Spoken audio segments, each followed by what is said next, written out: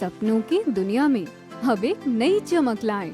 अपने घर की रौनक में चार चांद लगाएं। थकी हुई दीवारों में नया जोश ले आएं।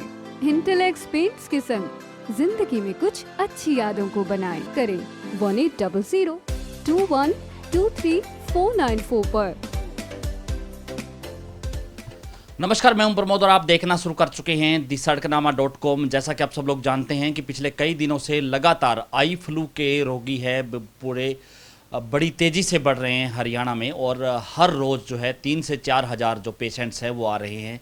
और ऐसा बताया जा रहा है क्योंकि हरियाणा में जिस तरह से बारिश और जो बाढ़ आई हुई है उसको लेकर के, उमस और गर्मी को लेकर के ये वायरस है वो तेज़ी से फैल रहा है।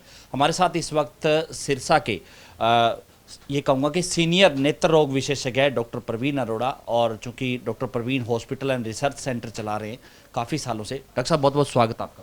धन्यवाद धन्यवाद। डॉक्टर साहब क्या कुछ कहना चाहेंगे, जिस तरह से आई फ्लू के जो पेशेंट्स हैं वो बड़ी तेज़ी से हरियाणा में बढ़ रहे हैं, क्या इसके लक्षण हैं? आज हमारे दर्शकों को आप बताना चाहेंगे लक्षण, बचाव, क्या कुछ कहेंगे सर? आँख के फ्रंट वाले हिस्से में सफ़ेद हिस्सा होता है, जिसे के ऊपर एक पतली परत होती है जिसे कंजंक्टाइवा कहते हैं। तो कंजंक्टाइवा के इन्फेक्शन को आई फ्लू कहा जाता है। तो इस आई फ्लू में ये अचानक ही हो जाता है और अचानक आँख में दर्द, पानी, रड़क, गीड़ आना और आँख का लाल हो जाना, आँख में स्वेलिंग आ जाना, ये सारी समस्याएं आती हैं। तो ये एक छूत वाली बीमारी एक तरह से कह सकते हैं कि क्योंकि ये एक व्यक्ति के बाद दूसरे व्यक्ति में हो सकती है।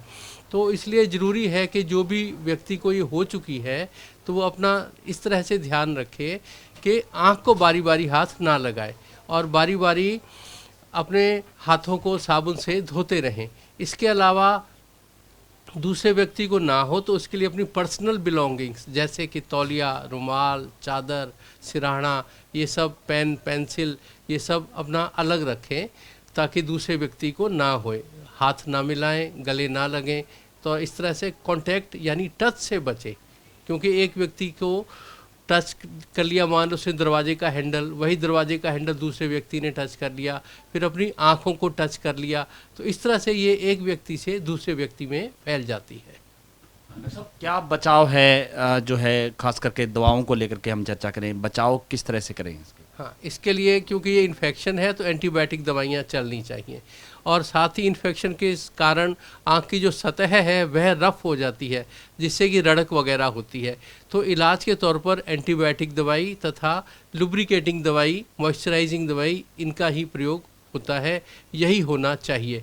परंतु कुछ स्टीरॉयड दवाइयाँ भी कुछ लोग प्रयोग कर लेते हैं, तो स्टीरॉयड दवाइयाँ नहीं प्रयोग करनी है, क्योंकि स्टीरॉयड दवाइयों के प्रयोग करने से आँख में जख्म बन सकता है। आँख का जो इन्फेक्शन जो कि कम समय में ठीक हो जाता था वो किसी किसी के और ज़्यादा समय ठीक होने में ले सकता है, क्योंकि स्टीरॉयड दवाइयों से शरीर की इम्यूनिटी कम होती है। अतः स्टीरॉयड दवाइयों का प्रयोग ना करें तथा plain antibiotic, lubricating, eye drops, इन्हीं का प्रयोग करें। तो सब इसकी क्या बड़ी वजह क्या इसकी मानी जा रही है? क्योंकि अब ये जो बड़ी तेज़ी से जो फैल रहा है हरियाणा भर में 3 से 4 हज़ार पेशेंट्स हैं वो हर रोज़ आ रहे हैं। आपके पास भी आ रहे हैं सर इस तरह के पेशेंट्स? जी, इस तरह के काफ़ी पेशेंट्स आ रहे हैं, और सिर्फ हरियाणा में ही नहीं हो रहा है, दिल्ली, चंडीगढ़, वहाँ से भी हमारे मित्रों और रिश्तेदारों के फ़ोन आ रहे हैं, हमें हो गया है, हम क्या करें, हमें हो गया है, हम क्या करें। इसका वजह सिर्फ एक लिमिटेड एरिया में, सिर्फ हरियाणा में नहीं है, आसपास खास तौर से जहाँ पर ये बाढ़ वगैरह आई हुई है उस सब के कारण ये हो रहा है।